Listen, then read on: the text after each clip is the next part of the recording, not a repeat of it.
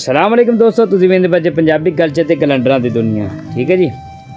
ਪੰਜਾਬੀ ਅਦਬ ਦੇ ਵਿੱਚ ਲਿਖਿਆ ਜੀ, ਸਭ ਗਮ ਜਗ ਦੇ ਸਹਿਣ ਮੈਂ ਲੱਗਾ ਪਿਆਰ ਦੇ ਲਈ, ਚੁੱਪ ਵਰਗਾ ਕੁਝ ਕਹਿਣ ਮੈਂ ਲੱਗਾ ਪਿਆਰ ਦੇ ਲਈ, ਮੱਚਦੀ ਅੱਗ ਦੇ ਭਾਂਬੜ ਦੇ ਵਿੱਚ ਵੇਖੇ ਨਾ,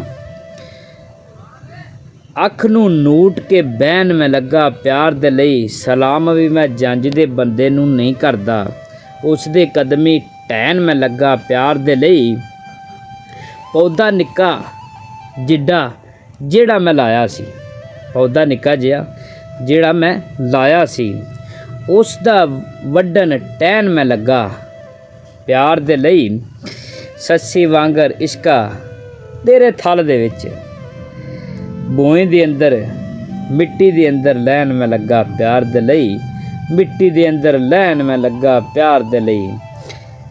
ਅੱਜ ਕੱਲ੍ਹ ਯਾਰੀ ਦੋਸਤੀ ਲਾਓ ਉਹਨਾਂ 'ਤੇ ਵੇਖ ਸੋਚ ਕੇ ਲਾਇਆ ਕਰੋ ਯੋਰੋ। ਅੱਜ ਕੱਲ੍ਹ ਆਪਣਾ ਕੋਈ ਆਪਦਾ ਨਹੀਂ, ਆਪਦੇ ਤੋਂ ਸਵਾ। ਠੀਕ ਹੈ।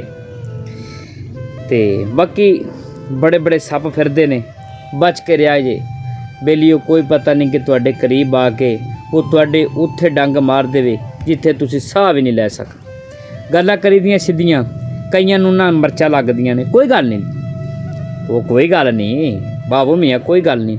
ਚਲੋ ਤੁਹਾਨੂੰ ਦੱਸਣਾ ਮੈਂ ਅੱਜ ਦੀ ਜੰਤਰੀ, ਜਿਹੜਾ ਤੁਹਾਨੂੰ ਨਹੀਂ ਦੱਸਦਾ ਕੋਈ। 17 ਵਿਸਾਖ ਦੀ 2082 ਵਿਕਰਮੀ। ਠੀਕ ਹੈ ਜੀ। 2 ਚੰਨ ਦੀ ਇਸਲਾਮੀ ਮਹੀਨਾ ਜ਼ੁਲਕਦ 1446 ਹਿਜਰੀ। ਠੀਕ ਹੈ ਜੀ। ਅਤੇ 30 ਅਪ੍ਰੈਲ ਈਸਵੀ 2025 ਅਤੇ